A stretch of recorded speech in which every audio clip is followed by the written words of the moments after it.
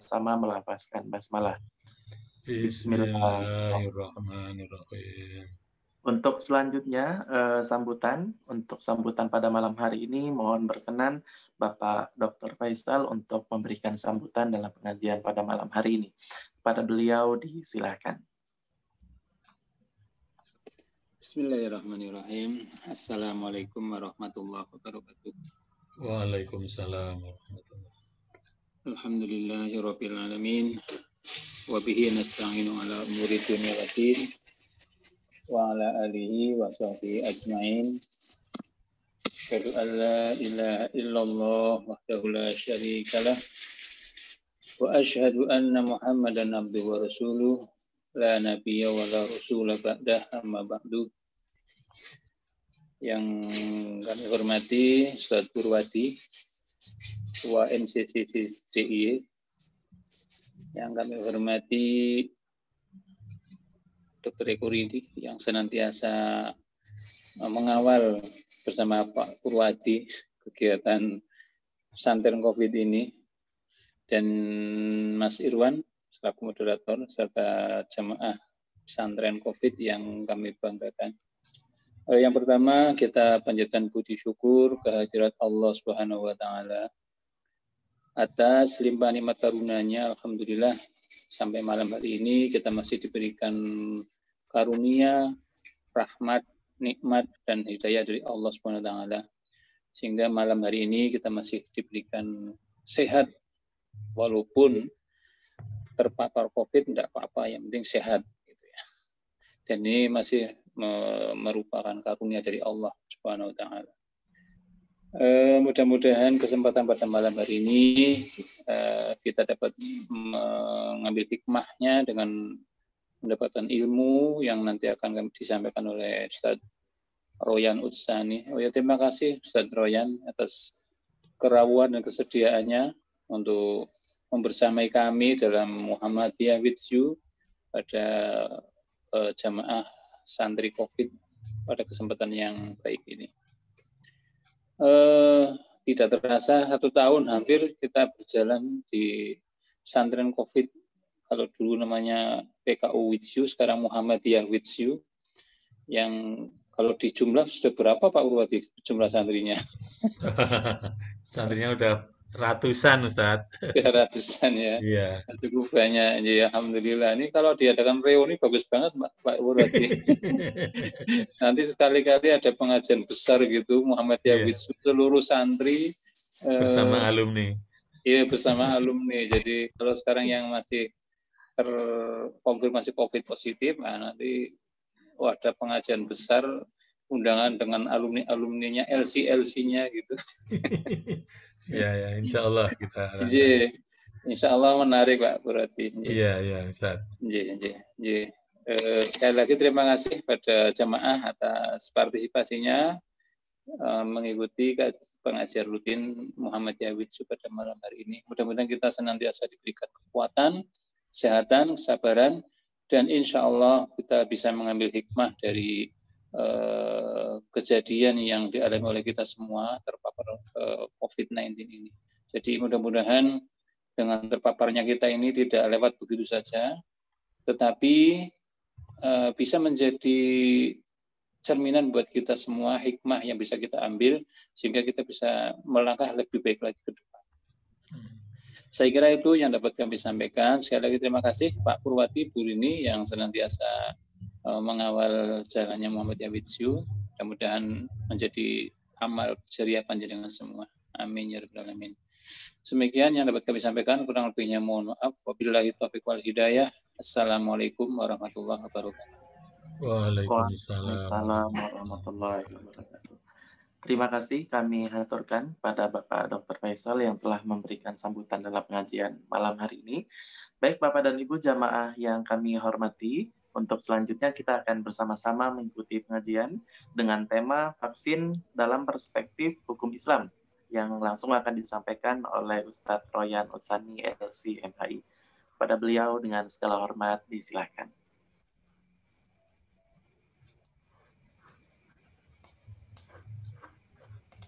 Bismillahirrahmanirrahim. Assalamualaikum warahmatullahi wabarakatuh. Waalaikumsalam warahmatullahi wabarakatuh. Innal hamdalillah nahmaduhu wa nasta'inuhu wa nastaghfiruh wa nastahdi wa na'udzu billahi min sururi anfusina wa min sayyiati a'malina. May yahdihillahu fala mudhillalah wa may yudlil fala hadiyalah. Asyhadu an la ilaha illallah wa asyhadu anna Muhammadan abduhu wa rasuluhu la nabiyya ba'da. Allahumma shalli ala Muhammad wa ala alihi wa sahbihi wa man walah.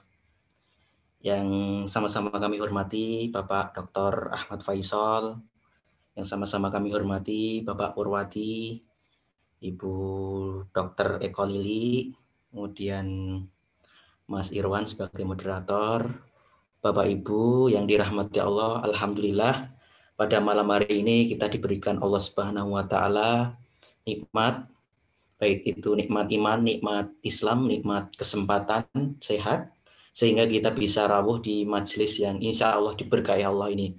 Mudah-mudahan apa yang kita lakukan memperoleh ridho dari Allah Subhanahu wa taala dan dijadikan sebagai amal kebaikan kita di yaumil akhir nanti. Allahumma amin. Salawat serta salam kita haturkan pada junjungan kita Nabi Muhammad sallallahu alaihi wasallam beserta keluarganya, para sahabatnya, para pengikutnya, dan mudah-mudahan kita termasuk pengikutnya yang senantiasa selalu istiqomah sampai akhir hayat nanti. Allahumma amin. Bapak Ibu rahmati Allah, mohon maaf, perkenankan saya akan menyampaikan suatu hal yang mungkin pernah disampaikan juga. Jadi kalau apabila ada yang kurang berkenan, mungkin bisa ngasih masukan atau nanti bisa bertanya di forum diskusi. Tema hari ini mohon izin saya ingin membawakan tentang vaksin dalam perspektif hukum Islam seperti itu. Saya boleh nge-share screen ya, Mas Irwan? Ya boleh Ustaz. Sudah, Ustaz bisa langsung ya. Nah, Bapak Bentar, Ibu. saya jadikan co-host rumiyin nggih. Sudah bisa nggih. Oh, nggih. Matur suwun wanita. Oh, nggih. Nggih. Nggih. Matur suwun, sampun terlihat ya? Sampun. Nggih. Ini juga saya sampaikan kemarin di AMM Nogotirto yang pemuda-pemudanya juga semangat sekali ya. Semangat untuk sehat, semangat untuk menuntut ilmu. Bapak Ibu yang dirahmati Allah, kita diberikan Allah Subhanahu wa taala kesempatan ya, sampai hari ini ya Allah memperkenankan kita untuk hidup di bumi Allah. Artinya apa? Ya, kita harus ikhtiar ya, kita harus menuntut ilmu ya, kita harus betul-betul mentaati protokol kesehatan. Sampai saat ini ya, wabah belum berakhir dan kita dalam agama diperintah untuk berikhtiar. Oke, kita lihat mungkin ya ini. Saya nuwun sewu bisa di slide so nggih. Nggih. Sampun nggih. Di slideshow supaya lebih besar kelihatannya ngaten. Oke, baik. Slideshow. Nggih, matur nuwun. Sekitar slideshow. Di bawah menika. Oh, nggih. Slide. Yang kanan lagi, Ustaz. Celak volume menika, Us. Oh, nggih. Gambar jelas. Dekat voli. Oke. Sebelah kirinya volume yang minus. Sebelah sebelah slideshow. Nggih, leres. Oh, nggih. Ya, nggih. Selamat ya. Nggih, nggih. Nggih, ini jadi vaksin itu kalau dalam KBBI istilahnya pengebalan gitu nggih. Mungkin kita di SMP atau SMA itu sudah pernah memperoleh ilmu ini, tetapi tidak salahnya kalau kita itu mengingat-ingat kembali gitu nggih. Jadi apa itu imunisasi, apa itu vaksinisasi dan lain-lain. Yang intinya adalah imunisasi itu adalah proses untuk memperoleh kekebalan terhadap penyakit tertentu. Di vaksin itu adalah vaksinasi, proses memasukkan vaksin ke tubuh manusia. Tujuannya apa? Untuk memperoleh efek kekebalan seperti itu. Vaksin sendiri adalah patogen yang dilemahkan atau diinaktifkan yang dibuat dengan teknologi khusus. Agar apa? Sistem imun itu terstimulasi ya untuk memproduksi antibody seperti itu. Jadi kalau kita itu imunnya kuat seperti itu, insya Allah gitu kan. Kalau dalam bahasa agama, kalau orang yang imunnya kuat itu ya nggak akan kesurupan itu. Ada orang yang gampang kesurupan dan lain sebagainya karena imunnya itu kuat. Kalau orang punya iman, kemudian juga bertakwa kepada Allah. Kalau istilahnya seperti itu, Bapak Ibu yang dirahmati Allah.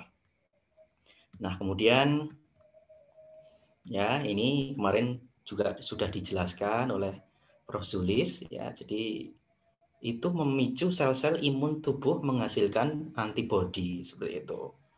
Begitu virus masuk, nah ini jadi antibodi yang virus vaksin itu sudah siap seperti itu, melawan lah seperti itu. Seperti seorang petinju yang ketika ada lawan itu sudah siap. Nah, ini jadi ada SK-nya ya. Jadi kalau menurut saya ya dalam hal ini regulatornya adalah pemerintah ya, kita harus taat ya pada pemerintah.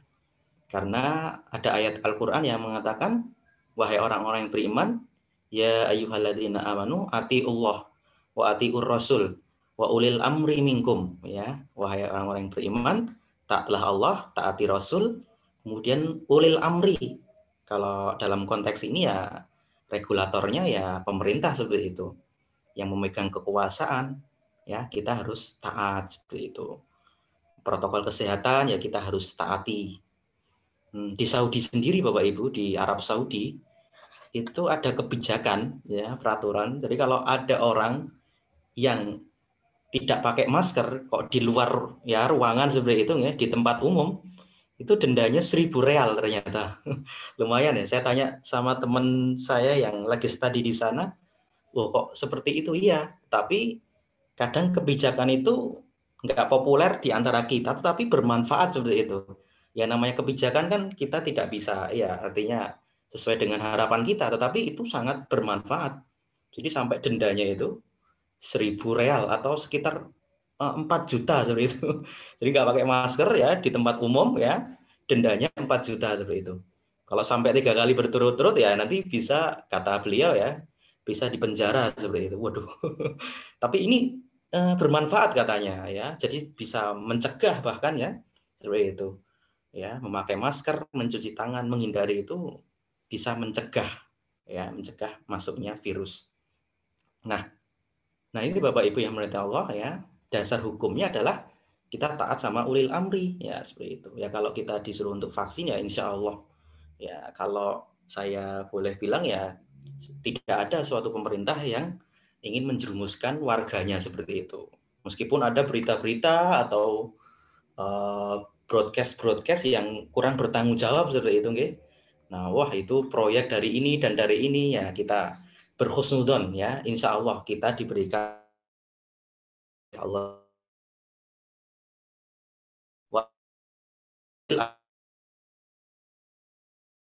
Nah, ini ada beberapa vaksin ya. Ini kemarin penelitiannya adalah kenapa nggak mau divaksin sudah itu. Yang pertama nggak yakin keamanannya. Yang kedua tidak yakin efektivitasnya ya. Yang berikutnya takut efek samping. Ya, di beberapa wilayah itu ada orang yang begitu habis divaksin malah dia sakit. Nah, tentu itu adalah suatu kasuistik ya. Terjadi satu kasus yang tidak bisa digeneralisir, tidak bisa dipukul rata. Kalau boleh saya ilustrasikan seperti ini. Jadi kemarin Dr. Taufik itu juga pernah mengatakan bahwa kita berkesimpulan bahwa ternyata naik pesawat itu berbahaya seperti itu. Padahal sejatinya tidak ya. Nah, itu kemudian ada kasus ya, ada kasus kecelakaan pesawat. Setelah itu kita simpulkan. Nah, itu kita namanya mengeneralisir itu nggih.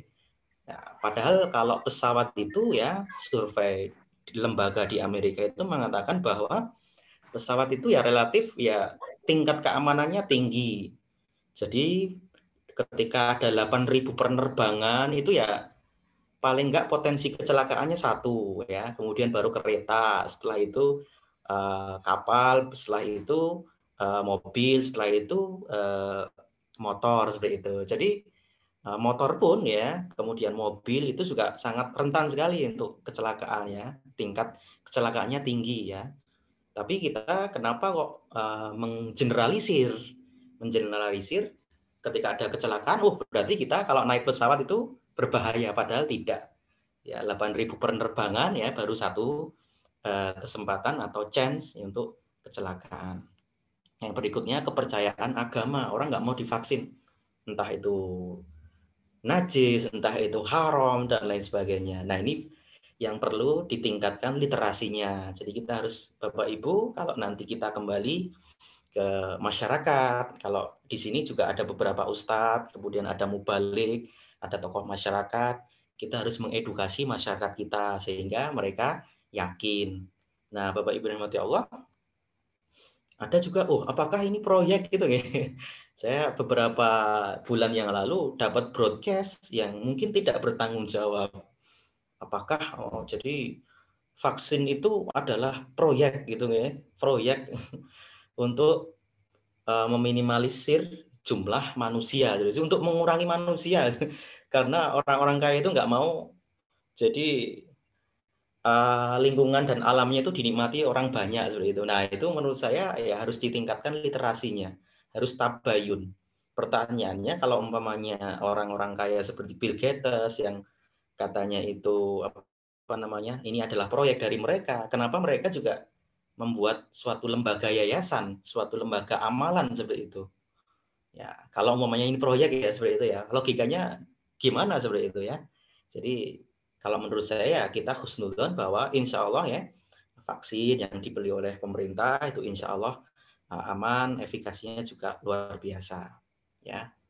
Jadi ini adalah vaksin, beberapa vaksin yang ada Sinovac, ada merah putih yang diproduksi oleh Indonesia, kemudian Novavax yang efikasinya ya baru saya baca itu 89% seperti itu.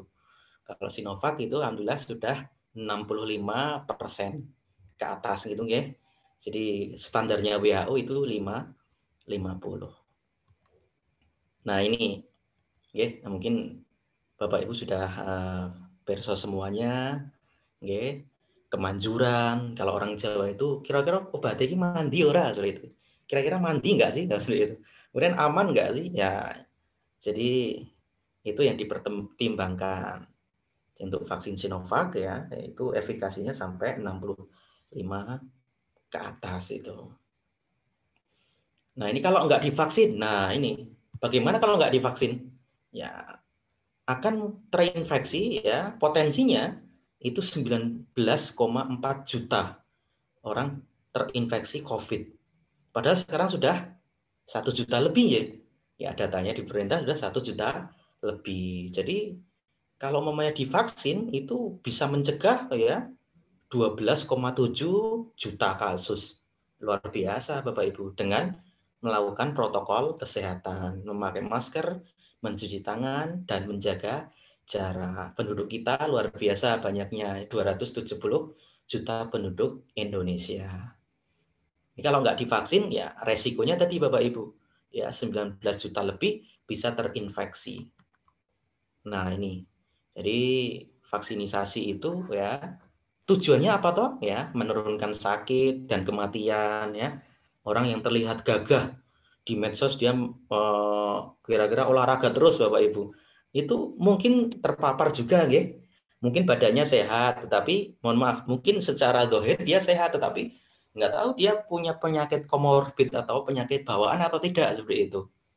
Ya, ada beberapa saya lihat mungkin di daerah saya itu kan ada orang yang mungkin dia sering olahraga tetapi juga ya terpapar juga seperti itu.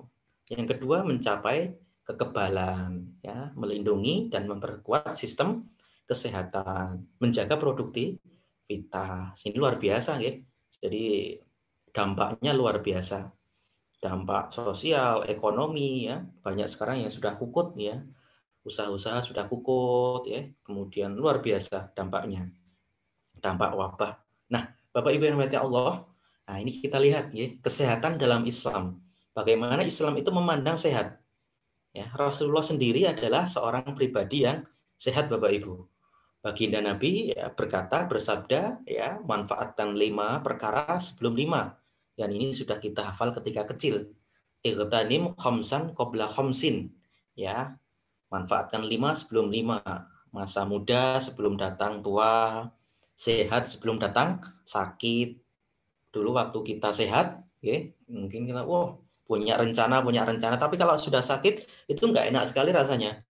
Bahkan kita sakit yang kira-kira sakit sariawan deh, gitu kan. Itu kalau makan itu nggak enak rasanya, perih gitu kan.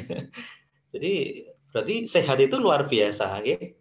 Sehat itu luar biasa. Kemudian masa kaya sebelum datang fakir, masa luang sebelum datang masa sibuk. Di dalam hadis lain dikatakan, okay, badiru bi amali fitanan kakita aiminal laili mudlimi. Ya, segeralah, cepat-cepat. Untuk apa cepat-cepat? Untuk jangan menunda kebaikan. Kita harus bersegera, kita harus cepat-cepat dalam kebaikan. Karena bahaya sekali menunda kebaikan. Apa kata Nabi? Nanti akan datang suatu masa yang dimana masa itu adalah masa yang cobaan. Itu masanya datang kesulitan. Nanti sebelum datang masa kesibukan. Yang istilahnya Nabi itu adalah fitnah. Fitnah itu adalah suatu cobaan, ujian seperti itu. Oke. Nah, dan ujian itu datangnya seperti apa? Seperti malam yang gelap gulita.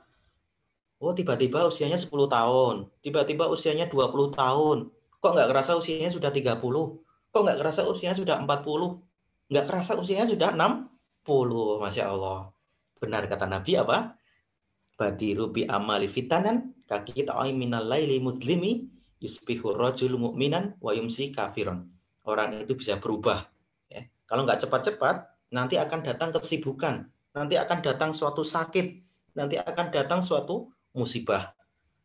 Kemudian kalau kita mempunyai harta, katakanlah ya kita harus sedekah. Ya. Jangan nunggu nanti gitu, okay? Kalau kita ada kesempatan di waktu normal untuk haji atau umroh, ya jangan ditunda. Nanti akan datang suatu cobaan, nanti akan datang suatu bencana.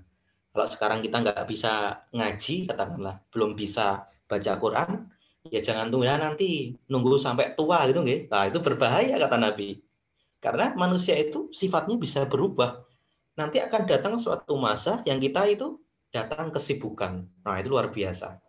Ya.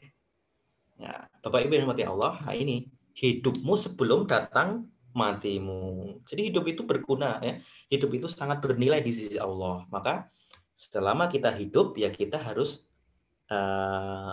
bermanfaat, ya. Kita harus melaksanakan kebaikan. Nah, Bapak Ibu yang dirahmati Allah, Nabi Muhammad SAW adalah pribadi yang sehat. Wah, sehat gitu kan bahasa Jawanya itu. Nabi ki sehat banget itu, okay. Dalam bukunya, Dr. Hussein Haikal, ulama dari Timur Tengah, mengatakan bahwa Nabi Muhammad itu hanya sakit 2 kali dalam hidupnya. Sejarawan yang lain, ya, ada yang mengatakan 3 kali.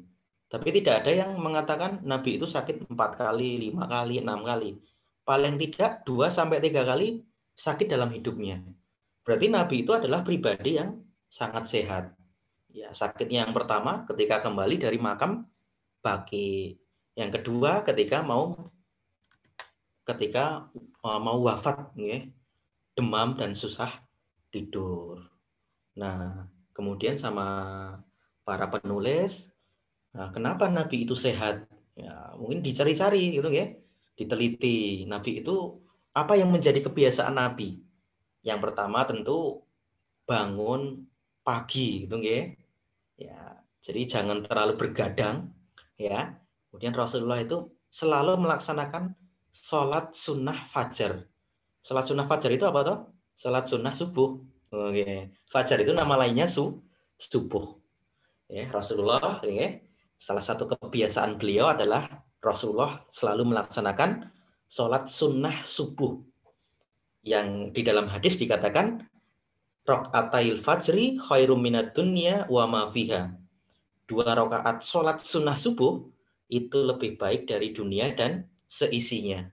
Jadi Bapak Ibu, kita bisa bayangkan dunia dan seisinya, Masya Allah. Orang terkaya di dunia katakanlah, Elon Musk gitu ya, yang punya Tesla mobil listrik, yang punya SpaceX, kemudian Jeff Bezos yang punya Amazon, itu kekayaannya ribuan triliun ya Bapak Ibu. Dan kalau mau dihabiskan itu perlu 2000 tahun untuk menghabiskan kekayaannya. Kalau menghabiskannya per bulannya itu miliaran gitu ya. Jadi luar biasa. Kata Nabi apa? Raq'atail fajri khairum minad dunya wa ma fiha. Soal boleh kok bisa. Ya, kata Nabi selalu melaksanakan sunnah fajar. Ya, itu rahasianya Rasulullah sehat. Yang kedua adalah Rasul adalah pribadi yang selalu menjaga kebersihan Bapak Ibu. Nabi ngendika di dalam hadis ya, idza istaiqadha ahadukum min naumihi fala yaghmis fil ina'i hatta yaksiluha salasa. Kalau kita bangun tidur, jangan tangan kita itu megang apa-apa gitu ya. Kecuali nanti setelah kita cuci tangan. Ya, kalau dulu belum ada sabun, belum ada rinso, itu cuci tangannya 3 kali supaya bersih. Kalau sekarang mungkin sekali ya, dengan air yang mengalir, dengan sabun. Nah, itu sudah sesuai dengan sunnah Nabi. Rasulullah selalu menjaga kebersihan Bapak Ibu.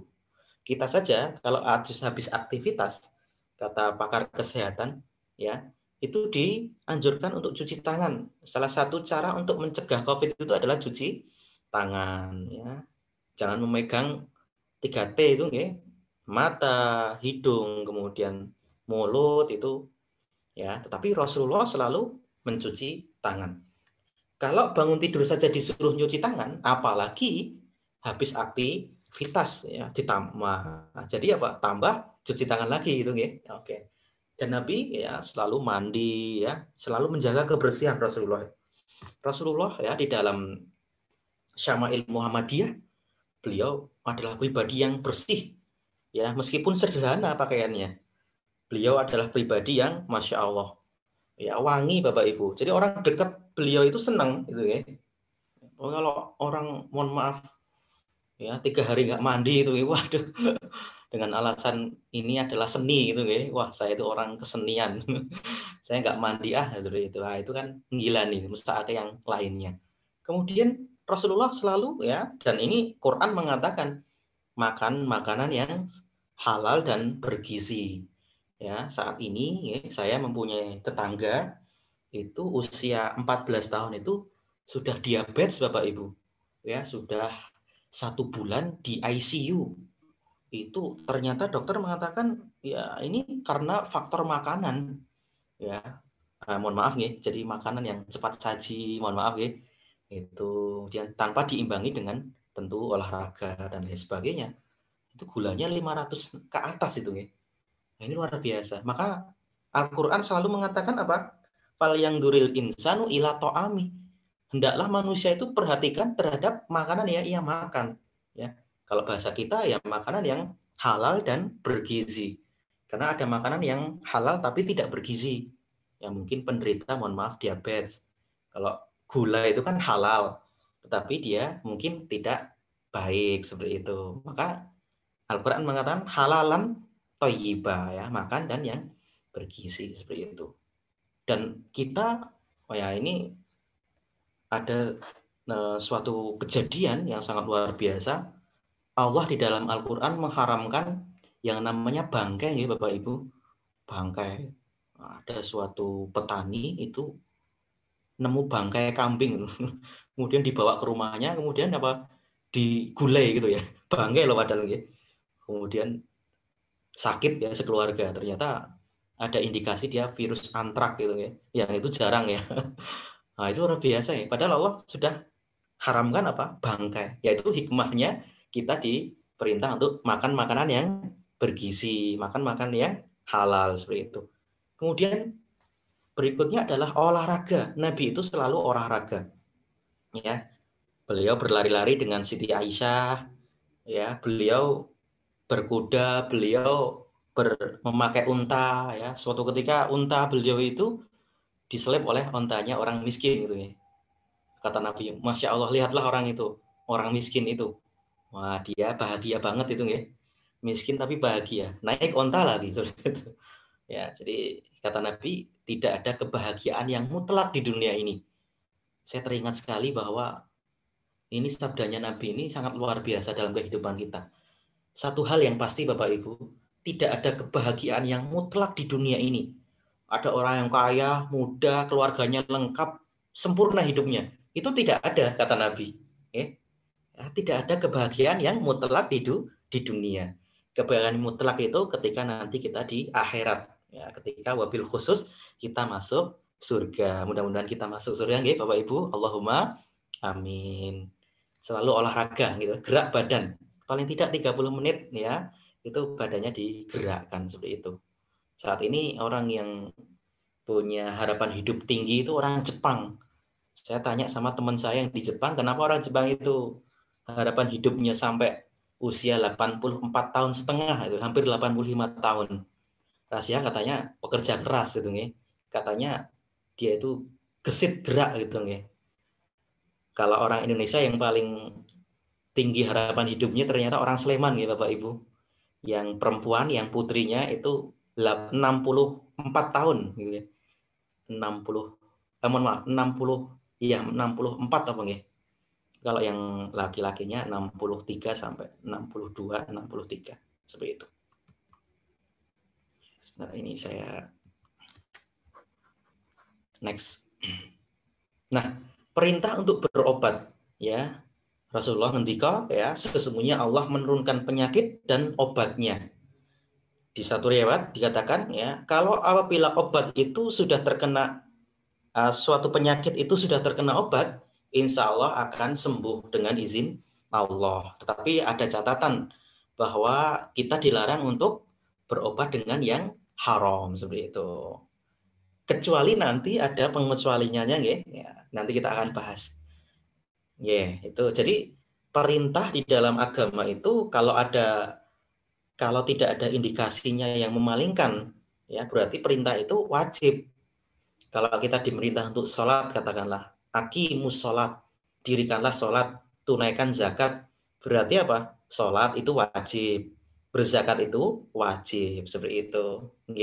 Nah, mungkin bisa difahami. Di zaman Nabi apakah ada wabah, Bapak Ibu? Tentu ada. Apa saja? Ya. Allahumma inna nas'aluka ya. A'udzubillah minal juzam begitu wal baros ya. Wal junun wasayul asqam. Kusta, penyakit taun, cacar air, campak, kudis, itu semua juga ada di zamannya Nabi Muhammad Shallallahu Alaihi Wasallam. Luar biasa menikah. Ya, ini ya, jadi Ibnu Abi Dunya wafat 281 Hijriah ya, punya karya namanya Kitabut Tawain. Kitab Taun ya, beliau nulis seperti ini. Dulu penduduk Fustat ya. Penduduk Fustat itu penduduk Mesir, jumlahnya 20 juta. Kemudian kok hanya kurang ya, berkurang banyak sekali ya. Kok tersisa 2,5 juta saja itu gitu.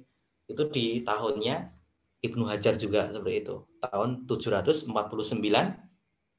Hijriah atau tepatnya 1349 Masehi. Al-Makrizi juga bercerita ketika itu di Kairo ya, masjid-masjid ditutup Bapak Ibu, ibadah Jumat ditiadakan, bahkan wabah itu sangat cepat sekali menular. Tandanya apa? Demam tinggi, ludahnya katanya darah ya, kata beliau, kata Al-Makrizi tadi. Kemudian mual, dan ketika itu meninggalnya sangat cepat sekali. Bahkan ketika itu ya, ini bingung. Jadi satu rumah ini nggak ada yang tinggal di rumah ini Bapak Ibu. Saking jadi harta warisan itu berpindah ya dari 9 rumah itu ya. Ini ponakannya ada nggak kira-kira? Nggak ada, meninggal. Ibunya meninggal. Kakeknya juga wafat. Saudaranya siapa yang paling dekat untuk dijadikan warisan? Nggak ada yang, karena pada meninggal Bapak Ibu. Nah, ini luar biasa. Si wabah juga pernah terjadi di Spanyol ya, yang sangat terkenal, yang menewaskan 20 sampai 100 juta dalam 2 tahun. Itu menurut data seperti itu. Nah, Bapak Ibu yang dirahmati Allah, sekarang kita masuk ke bab inti yaitu apa hukum vaksin. Nah, tadi sudah saya jelaskan tentang bagaimana Nabi itu ya ikhtiar untuk sehat, nah, kebiasaan Nabi, kemudian apa itu pengertian vaksin. Sekarang kita masuk ke hukum ya. Apa hukumnya? Ya, kalau kita ditanya tentang apa hukumnya, katakanlah hukum GoPay apa? Nah, kita harus bisa menghukumi. Apa hukum vaksin? Apa hukum jual beli kredit? Nah, seperti itu. Kita harus jawab ya. Pernah suatu ketika ya Syekh Abdul Aziz bin Baz ya, beliau mantan mufti di Arab Saudi rahimahullah, sudah meninggal. Pernah ditanya tentang hukum vaksin. Dalam bahasa Arab beliau ditanya, "Ma huwa hukmu falyatadawi qabla wuqu'idda katat'im." Ya, jawaban beliau luar biasa. Apa Bapak Ibu? La ba'sa, enggak masalah. Kita berobat dengan seperti itu enggak masalah. Kalau nanti khawatir tertimpa penyakit atau wabah-wabah, ya, tidak masalah katanya beliau seperti itu. Tidak masalah menggunakan obat, ya, menolak dan menghindari wabah. Dalam hal ini obat untuk menunda haid juga boleh ya seperti itu.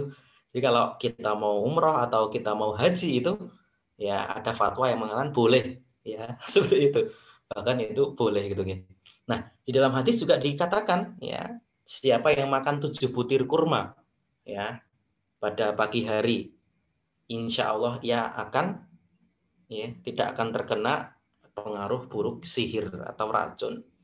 Bahkan Nabi sendiri ya melakukan langkah preventif, langkah antisipasi ya. Kalau umpamanya kita dikhawatirkan, kemudian kita berobat, maka hukumnya boleh ya. Jadi menghindari penyakit sebelum terjadi itu hukumnya boleh.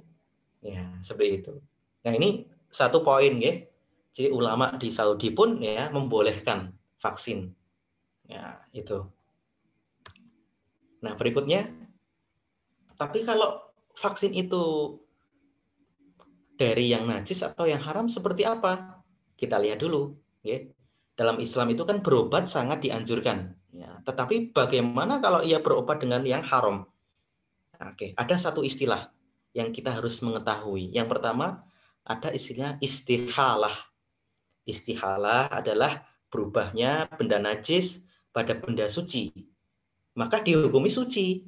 Contoh, ya, ulama ya mengatakan kulit bangkai bisa suci kalau disamak. Wah, dijadikan sama itu nggih. Nggih. Itu kan kulit bangkai. Nggih mboten? Berarti apa? Kulit bangkai jika disamak maka ia menjadi suci. Kemudian ada lagi contohnya ya. Berubahnya benda najis pada benda yang suci ya, maka dihukumin apa? Suci. Ya, sepakat ahli ilmu bahwa homer apabila netes atau homer apabila berubah menjadi cuka maka jadi suci. Ya. Atau homer berubah menjadi padat Bapak Ibu. Kok ini mengeras nih homernya itu ya? Homer itu bahasa Jawanya itu apa tahu ya? Minum-minuman keras gitu ya. Naudzubillah ya. Bahasa anak mudanya ini wedang galak gitu. Kalau bahasa kerennya itu zam-zam londo gitu. Jadi hukumnya apa kalau dia tuh membatu, mengeras? Jadi hukumnya suci. Itu namanya istihalah. Ya, yang berikutnya adalah kata-kata Ibnu Qayyim. Ibnu Qayyim ini adalah murid dari Ibnu Taimiyah. Ibnu Taimiyah itu siapa? Ibnu Taimiyah adalah tokoh yang paling banyak diteliti di dunia Islam dan di dunia Barat. Itu adalah Ibnu Taimiyah. Punya murid yang sama-sama pinter, sama-sama warok, sama-sama ahli ilmu. Nah, itu mengatakan apa? Sesungguhnya benda suci apabila berubah jadi najis, dihukumi najis. Tapi kalau itu najis kemudian berubah menjadi suci, nah maka bisa dihukumi jadi suci. Oke. Itu kata-kata Ibnu Qayyim Al-Jauziyah, seorang ulama nggih. Jadi kita ya mendengarkan kata-kata ulama itu juga penting karena mereka punya ilmu, mereka punya ketakwaan kepada Allah, mereka adalah orang yang sangat hati-hati, nggih. Nah, itu luar biasa. Yang kedua, ada permasalahan yang mendasar yaitu apa? Al-istihlak. Istilah ini apa? Istilah itu bercampurnya benda najis ya atau bercampurnya benda haram pada benda yang suci dan ya mengalahkan najis, mengalahkan sifatnya ya baik rasa, warna ataupun bau. Contohnya kalau beberapa homer ya minuman keras itu nggih, berapa tetes ya. Tapi itu ya di bak yang sangat besar Bapak Ibu. Maka tidak membuat air itu haram. Jadi kita boleh meminumnya karena hanya satu tetes, tidak menyebabkan apa? Berubah warna, ya, berubah rasa, berubah bau seperti itu.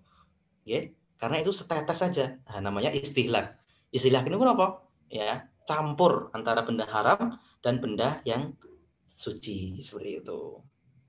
Ya, maka di sini Nabi mengatakan ya, air kalau mencapai 2 kulah, kita kan kalau mandi itu kan ada kulah ya Bapak Ibu.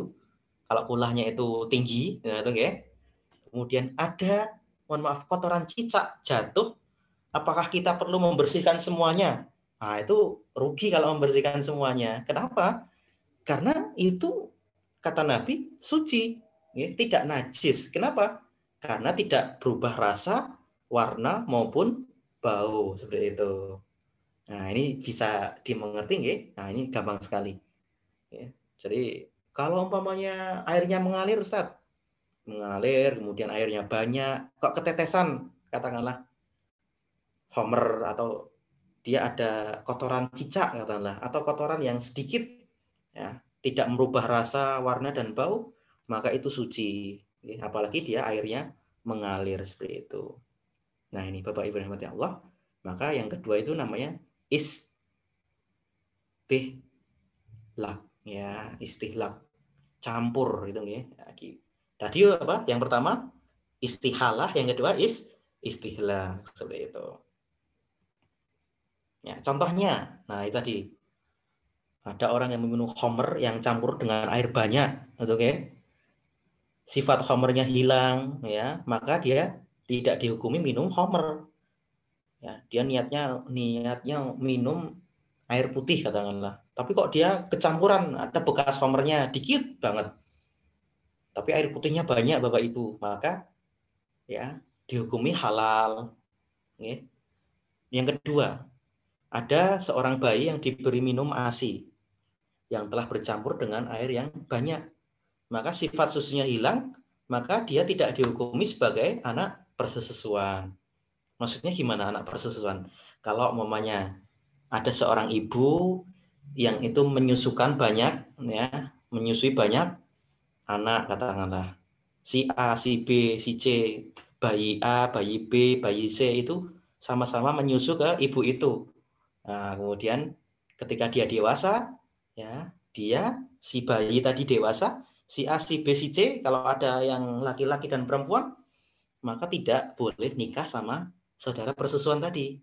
Tetapi ini beda kasusnya. Ya, tadi ada bayi yang minum air susu, yang tapi campur dengan air yang banyak itu ya. Meskipun bayi ya nggak boleh minum sembarangan itu ya. Ya, maka tidak dihukumi sebagai anak persusuan. Itu namanya istilah. Nah, ini yang sangat luar biasa. Apakah vaksin mengandung babi? Ataukah vaksin itu najis enggak? Ya, kita lihat secara umum.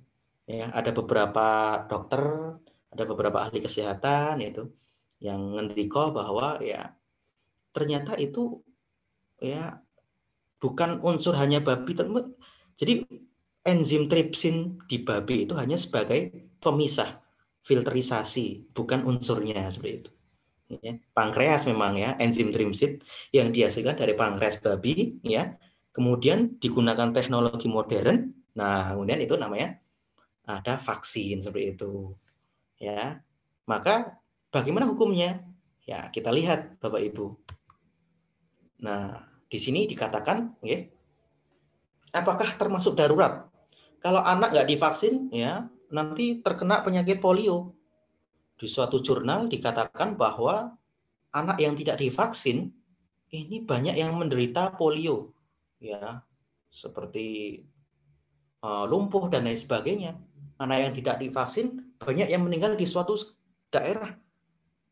Di Aceh ada di daerah tertentu itu anak nggak divaksin, seperti itu. Dan ia terkena penyakit. Banyak yang terkena penyakit. Maka bisa dihukumi sebagai apa? Ini adalah keadaan darurat ya. Di dalam kaidah disebutkan ad-daruratu tubihul mahdurat ya. Jadi darurat itu membolehkan sesuatu yang dilarang. Contoh yang sederhana, saya masuk ke hutan Bapak Ibu ya, tidak ada apa-apa, tidak ada makanan. Mungkin hanya ada di situ babi dan saya berburu. Maka ketika saya makan ya, hukumnya berubah ya menjadi boleh. Karena kalau nggak saya makan, saya bisa mati, ngerti nggih? Kalau saya nggak makan, saya bisa mati seperti itu. Milih mati atau makan babi ya seperti itu. Milih mati atau makan babi ya. Ya mungkin Bapak Ibu wah mending hidup itu. Mending apa yang bisa membuat kita hidup. Maka boleh hukumnya seperti itu. Ya, ada syaratnya nggih, darurat. Tidak ada pengganti lain. Ketika itu di hutan tidak ada, mohon maaf, daging kijang, daging kambing ya, daging kebuli nggak ada, daging mandi itu ya, kayak di Hadrol Maut itu nggak ada. Nah, jadi udah nggak ada penggantinya, ya maka boleh hukumnya. Kemudian yang kedua, cukup ya hanya sekedar untuk kebutuhan. Jadi saya tidak bisa langsung menikmati, wah sampai kenyang sampai glogen gitu, nggih. Wah itu namanya lebih dari cukup, nah seperti itu. Tapi yang dimaksud dengan darurat ya, ketika saya makan itu bisa membuat saya hidup, nah seperti itu. Itu namanya keadaan darurat. Ya, ada seorang pemuda yang, saya kalau tidak minum khamr, saya bisa mati. Ya nggak bisa kayak gitu. Kalau saya nggak mabuk, saya akan dingin dan saya akan wafat karena kedinginan gitu. Ada nggak kira-kira Bapak Ibu? Kan di situ ada pengganti, jahe dan lain sebagainya, yang itu bisa membuat dia hidup. Maka di sini nggak ada darurat untuk seperti itu. Nah, Bapak Ibu yang dirahmati Allah, maka sudah jelas ya.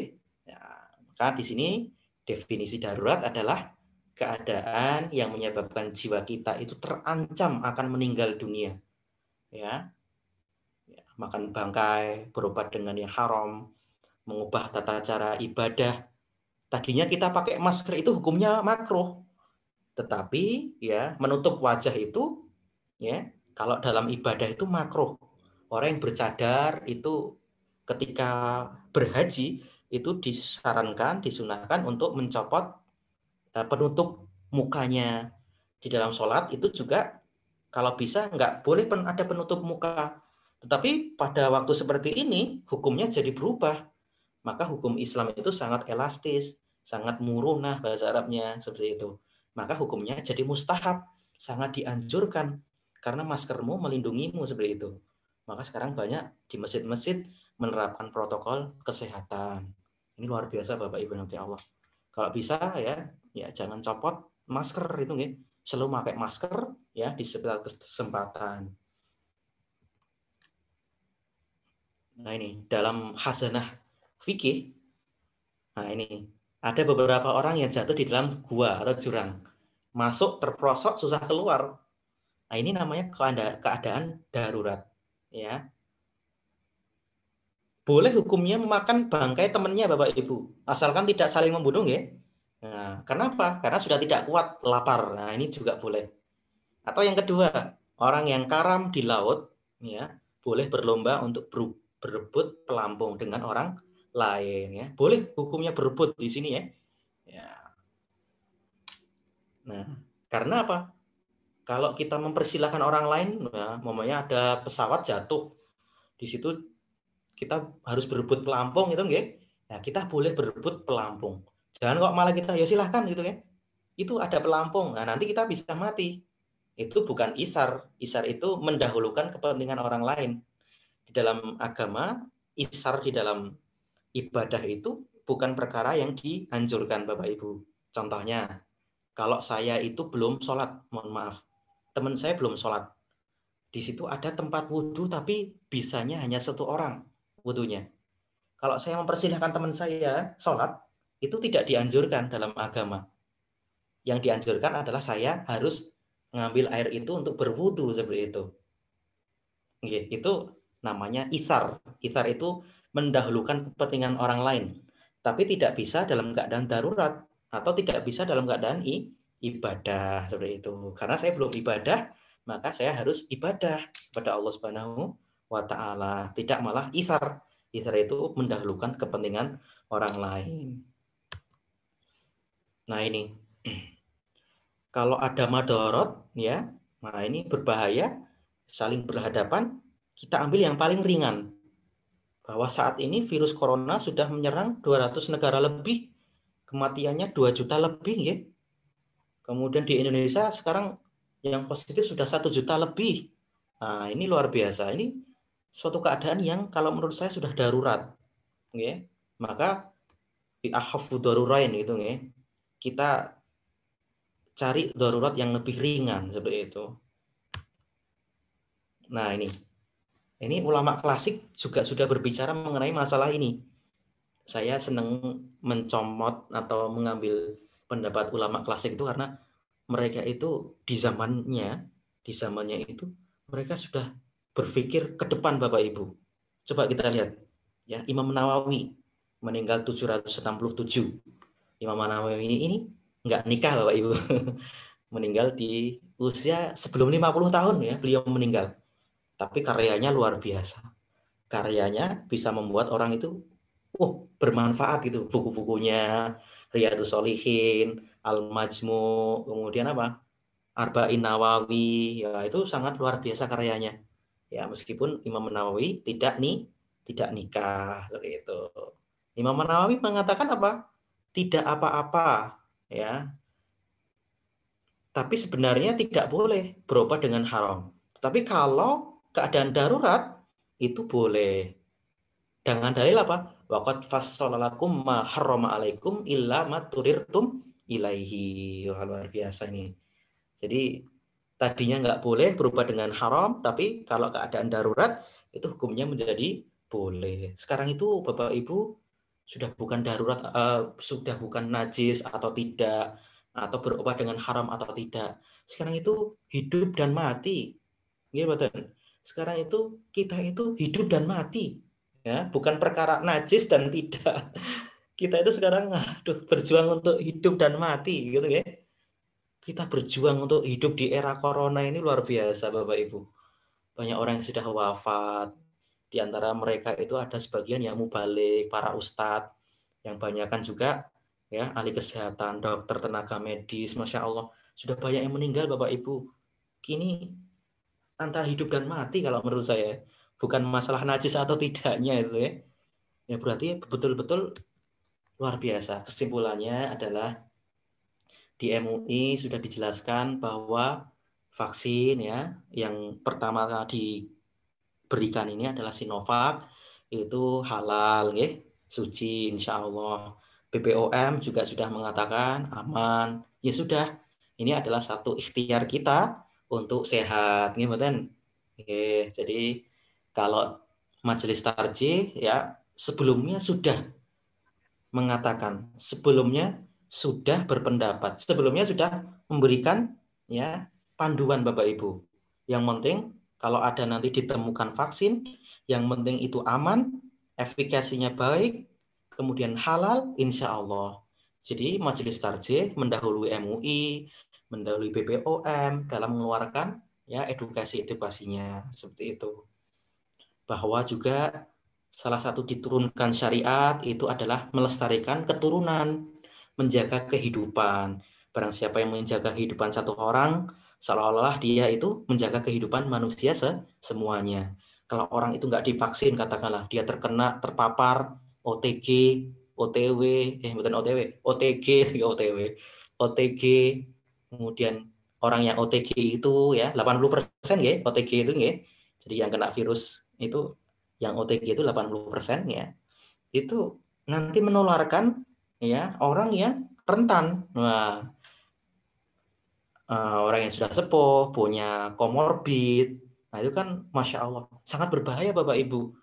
Ya, maka ya kita harus melestarikan keturunan, menjaga kelangsungan kehidupan. Itulah yang disampaikan oleh Imam Asy-Syatibi di dalam bukunya Al-Muwafaqah ya, Maqasidus syariah diturunkan untuk menjaga kelestarian manusia, menjaga kehidupan manusia, bahwa manusia itu adalah makhluk yang terhormat ya. Walaqad karramna bani Adam wa hamalnahum fil barri wal bahr. Kami muliakan anak Adam, manusia itu mulia Bapak Ibu. Maka ya, berikutnya juga menghindari berita yang tidak benar ya. Kita butuh literasi, kita butuh pengetahuan, kita butuh ilmu ya, sebelum kita menjudge, sebelum kita mengambil kesimpulan ya. Ada orang begitu dia dapat broadcast, kemudian dia berarti kesimpulannya ini, maka hal itu tidak benar. Allah mengingatkan kita ya, wala takfu ma laisa laka bihi ilmun ya, jangan kamu ikuti yang nggak ada ilmunya gitu ya. Sesungguhnya penglihatan, pendengaran, semua hati itu nanti akan dipertanggungjawabkan oleh Allah. Yang berikutnya adalah tetap menjaga protokol kesehatan, karena ini yang nantinya akan mencegah seperti itu. Kalau melawan itu, kalau divaksin itu, jadi vaksin yang telah diberikan ke kita, katakanlah itu bisa melawan virus. Tapi kalau yang mencegah itu dengan protokol kesehatan. Saat ini kita itu pertarungan antara hidup dan mati. Jadi sudah melampaui untuk berbicara mengenai itu najis atau tidak. Tapi sejatinya vaksin itu bersih. Vaksin itu halal, sudah jelas. Nah, jadi nggak ada masalah di sini ya. Ikhtiar kita untuk sehat. Bismillah, kalau kita sehat, kita insya Allah nanti akan beribadah kepada Allah ya. Kita akan banyak beristighfar, kita akan banyak bertobat kepada Allah.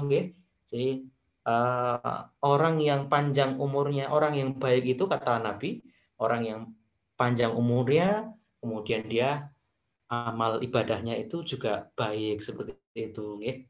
Tapi kalau anak-anak kita itu Masya Allah. Nah ini ya, hindari corona ya, tetaplah hidup walau tidak berguna. Ini saya kritik Bapak Ibu ya, tulisan-tulisan seperti ini ya, bahwa hidup kita itu berguna Bapak Ibu ya. Jadi tetaplah hidup tetaplah hidup karena hidup itu berguna ya. 1 detik dari kehidupan setiap muslim itu berguna Bapak Ibu. 1 detik dalam kehidupan seorang muslim itu berguna, bermanfaat. Kita berzikir itu dapat pahala ya. Subhanallah, walhamdulillah, wala ilaha illallah, Allahu akbar. Itu ganjarannya besar di sisi Allah. Apalagi kita berbuat kebaikan yang lain, apalagi kita beribadah, apalagi kita Masya Allah ya, melangsungkan tugas sebagai khalifah di muka bumi ini gitu Masya Allah ya. Jadi kita tetap hidup, kita harus tetap hidup karena hidup itu berguna ya. Jangan mati lampu. Nah, mengatakan Bapak Ibu engkang saged kawula aturaken Pak Irwan ini pas mati lampu punya saya. Mati listrik. Pas banget ini. Pas selesai terakhir alhamdulillah. Nyuwun ngapunten saestuni Baik, terima kasih kami aturkan pada Ustadz Royan Utsani LCMHI selaku materi atau narasumber pada malam hari ini yang telah memberikan kajian kepada kita semuanya pada malam hari ini. Untuk selanjutnya yaitu sesi diskusi Bapak dan Ibu. Monggo kami persilakan Bapak dan Ibu untuk bertanya secara langsung atau bertanya melalui room chat. Mohon izin untuk melihat room chat terlebih dahulu. Apakah ada yang bertanya melalui room chat? Bagi Bapak dan Ibu, monggo untuk bertanya karena kita sekarang sudah berada di sesi diskusi seperti itu.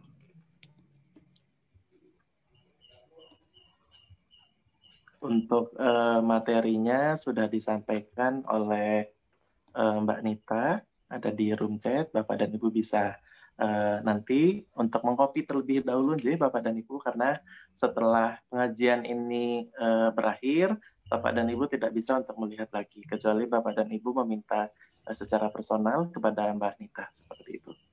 Jadi yang di chat ini, link-link YouTube yang di chat ini bisa di-copy terlebih dahulu, seperti itu tadi salin. Monggo Bapak dan Ibu, kami persilakan Bapak dan Ibu untuk melanjutkan untuk sesi diskusi. Bapak dan Ibu bisa mengaktifkan suara terlebih dahulu untuk bertanya kepada pemateri malam hari ini.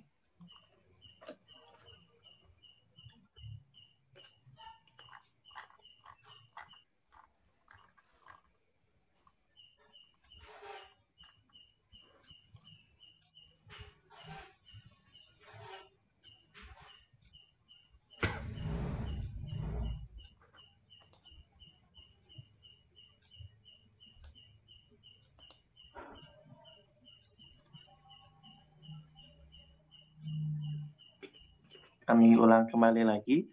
Dan karena terkendala sinyal juga, jadi Bapak dan Ibu juga bisa bertanya melalui room chat kalau memang terkendala sinyal, karena memang saat ini kondisinya sedang hujan seperti itu, sehingga dapat mempengaruhi sinyal.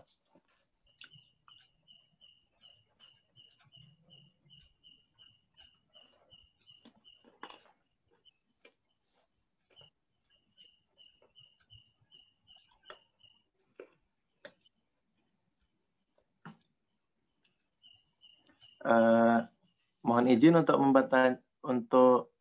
membacakan pertanyaan Denny. Pertanyaannya, bagaimana cara menghadapi orang yang ragu-ragu atau takut untuk divaksin? Demikian Ustaz untuk pertanyaannya.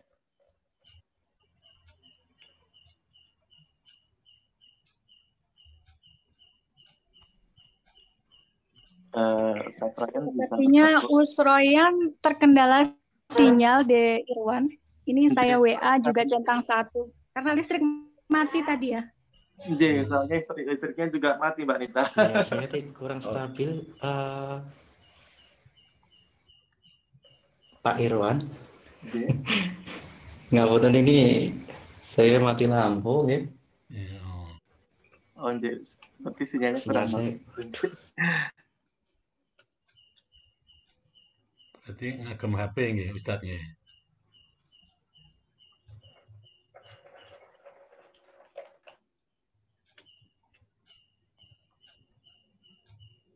Tapi bisa bergabung Ustaz, mohon maaf.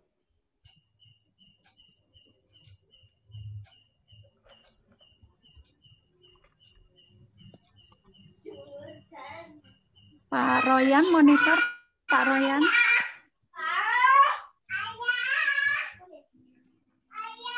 Mungkin sinyal ya, De Irwan. Karena tak ada namanya, Pak. Ini suara tidak masuk. Beliau tidak ada, Mbak. Di kontak ini juga beliau bergabung. Kayaknya sudah keluar kayaknya, Mbak. Tapi tadi kayaknya bersuara tadi.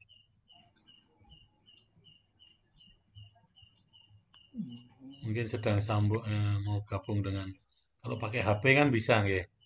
Jadi Pak, ya. pakai HP lebih mudah itu. Sinyalnya lebih mudah. Kita Assalamualaikum. Waalaikumsalam. Enggak Ustaz. Ya. Dari Pak Saktiono PRM perawatan Ustaz. Oh, iya.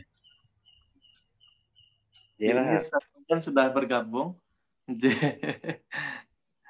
Monggo Bapak yang mau bertanya, Pak. Tadi dibaca lagi, Mas. Ya, berkaitan dengan itu Ustadz kemarin masalah yang untuk vaksin itu kan ada bermacam-macam harga. Sebetulnya itu yang katanya kan mau digratiskan. Sebetulnya yang untuk rakyat itu besok itu yang harga berapa ya Ustadz?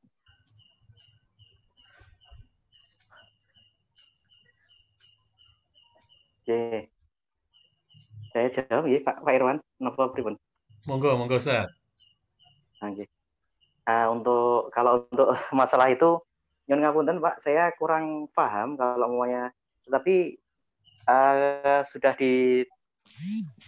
ada keterangan nggih bahwa vaksin itu gratis seperti itu. Jadi selama itu gratis nggih kadang nggak bisa dijual belikan gitu nggih. Karena itu kan regulatornya kan pemerintah. Nanti disuntikkan ya vaksin itu garda terdepan ya, Polri, TNI, ya, pejabat, kemudian yang berkaitan langsung tenaga kesehatan, yang berkaitan langsung yang itu dengan apa namanya? Ya, jadi kalau umpamanya kalau itu harga berapa, mungkin saya kurang tahu regulasinya, Nggih. Setahu saya itu gratis, ya. Jadi vaksin itu gratis. Pun kalau umpamanya saya baca itu kalau umpamanya vaksin itu diimitasi, istilahnya dipalsukan, itu nggak bisa seperti itu. Karena itu ketat sekali, ya. Itu ketat sekali dan itu akan diberikan gratis kepada masyarakat seperti itu.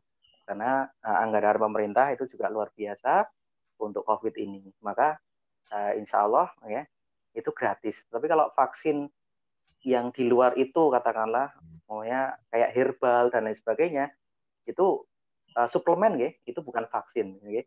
Tapi apakah boleh? Ya boleh kalau kita mengkonsumsi herbal itu kalau menurut saya boleh-boleh saja. Bahkan Nabi sendiri itu ada beberapa indikasi yang mengatakan bahwa ada yang bisa menyebabkan sehat ya. Saya baru meneliti nih Bapak Ibu tentang pengobatan Nabi Shallallahu Alaihi Wasallam itu nih, termasuk nanti air kencing onta itu baru saya teliti apakah apa namanya bisa diliti apa enggak itu nih. Jadi pengobatan Nabi Shallallahu Alaihi Wasallam itu nih. Kalau yang terkenal itu nih Istun Hindi itu nih dari Ustadz Adi Hidayat itu kan dari hadis-hadis kan beliau mengumpulkan dari hadis-hadis kemudian dicarikan herbalnya seperti itu. Tapi katanya tidak dijual nih.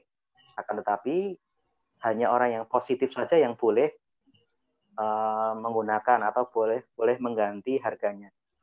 Jadi kalau namanya vaksin itu dijual belikan ya itu nanti kalau menurut saya regulatornya nanti pemerintah. Nggih, mengatakan nggih Pak Ardiono nyun ngapunten saestu. Iya. Maksud saya gini Ustadz, misalkan harga vaksin ketika saya menyimak rapat komisi di DPR RI dengan Menteri Kesehatan yang baru, kalau tidak salah itu kan ada 6 vaksin yang harganya paling mahal itu kan 2.100.000, kemudian yang paling rendah kalau tidak salah itu sekitar 116. Memang itu diberikan gratis. Apakah itu nun sewu vaksin yang diberikan atau disuntikan kepada pejabat-pejabat tinggi itu akan sama dengan kualitas vaksin yang disuntikan kepada rakyat kecil atau rakyat pada umumnya gitu Ustadz menurut saya gitu. Maaf, mohon maaf Ustadz, ini agak menjelas sedikit, mohon maaf. Mungkin yang bisa membantu Bu Dr. Rektor ini mungkin bisa untuk memberikan penjelasan tambahan Ibu, mohon maaf.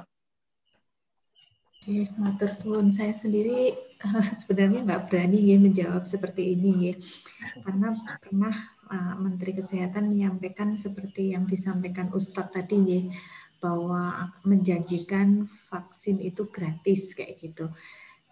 Sehingga kemarin yang disampaikan oleh Ketua MCCC adalah bagaimana kita berusaha mengawal bahwa apa yang disampaikan oleh Pak Menteri Kesehatan ini benar-benar dilaksanakan kayak gitu nih. Tapi apakah itu menjadi atau tidak, kita juga belum berani untuk memastikan itu. Kemudian yang kedua, beberapa hari ini akan dilakukan vaksin termasuk percepatan vaksin pada tenaga kesehatan. Salah satunya adalah di Jogja hari Kamis kemarin itu 4.000 vaksin dilaksanakan dalam satu hari. Itu salah satu tujuannya adalah percepatan supaya untuk prioritas berikutnya itu segera nyampe. Kalau nakes saja nggak selesai-selesai, kapan ke masyarakat umum kayak gitu ya. Jadi salah satu programnya Pak Menkes ini adalah percepatan untuk nakes supaya segera bisa beralih ke masyarakat yang lainnya. Dan kemarin seperti saya sampaikan tadi, Ketua MCCC juga berupaya supaya mengajak kita semua mengawal supaya apa yang telah disampaikan Pak Menteri Kesehatan itu menjadi terrealisir untuk mendapatkan vaksin. Semua mempunyai hak untuk mendapatkan vaksin yang sama. Jangan sampai prinsip equality atau kesamaan, yang kaya bisa dapat, yang miskin tidak dapat. Nah, ini supaya tidak terjadi. Saya rasa itu disampaikan oleh Pak Ketua pada saat pertemuan dengan seluruh pengurus MCCC wilayah dan daerah, ya Pak Purwadi. Mungkin itu saja dari saya. Tidak berani juga untuk memastikan. Iya. Matur nuwun Ibu Dr. Eko Reni atas penjelasannya. Nah, kemudian ini ada pertanyaan melalui room chat, Ustadz. Tadi sudah ditanyakan dari Ibu Deni. Bagaimana cara kita meyakinkan orang yang takut atau masih ragu untuk divaksin seperti itu? Kalau ini ilustrasi saya masih sederhana. Dulu waktu kita kecil, kita divaksin, itu juga biasa-biasa saja. Kemudian kalau kita mau umroh atau mau haji, itu kan ada syarat vaksin meningitis, itu juga kita juga berani gitu. Ilustrasinya seperti itu. Tapi kenapa kok kita ketika vaksin COVID ini ya kita tidak berani seperti itu? Itu ilustrasi yang sederhana dari saya. Mungkin nanti bisa ditambahkan, Bu Eko, kemudian Pak Pur. Jadi kalau menurut saya ya insya Allah, ketika kita itu berobat ya kita harus yakin ya bahwa insya Allah ya kita harus yakin bahwa itu bisa manjur insya Allah, Jadi kita nggak usah takut, karena memang itu adalah vaksin, Kalau waktu kita kecil kita juga divaksin, kita tidak mempermasalahkannya. Kemudian waktu kita mau berangkat umroh ke tanah suci itu kita juga divaksin. Ya alhamdulillah gitu. Jadi kalau menurut saya kita harus yakin mawon, kemudian kita meningkatkan literasi, kemudian kita harus bertanya sama orang yang paham di bidang kesehatan, kemudian paham tentang agama seperti itu. Terima kasih, Bu. Matur suwun. Baik, terima kasih banyak Ustadz yang sudah menjawab pertanyaan dari jamaah. Pak Irwan. Baik, Bapak dan Ibu jamaah yang dirahmati Allah, sekarang kita sudah menunjukkan pukul 21:13 yang menunjukkan bahwa mungkin Bapak dan Ibu jamaah yang ada di istirahat seperti itu, yang berarti bahwa untuk diskusinya kita cukupkan sekian. Jadi Bapak dan Ibu, kami aturkan terima kasih banyak pada Ustadz Royan Husani yang telah menjadi pemateri atau narasumber pada malam hari ini. Semoga Allah Subhanahu wa Ta'ala membalas dengan kebaikan dan keberkahan yang berlipat ganda sehingga menjadi amal jariah. Amin ya rabbal alamin. Amin. Baik Bapak dan Ibu jamaah yang kami hormati, acara yang terakhir yaitu penutup. Marilah acara pengajian pada malam hari ini bersama-sama kita tutup dengan lafaz hamdalah. Alhamdulillah.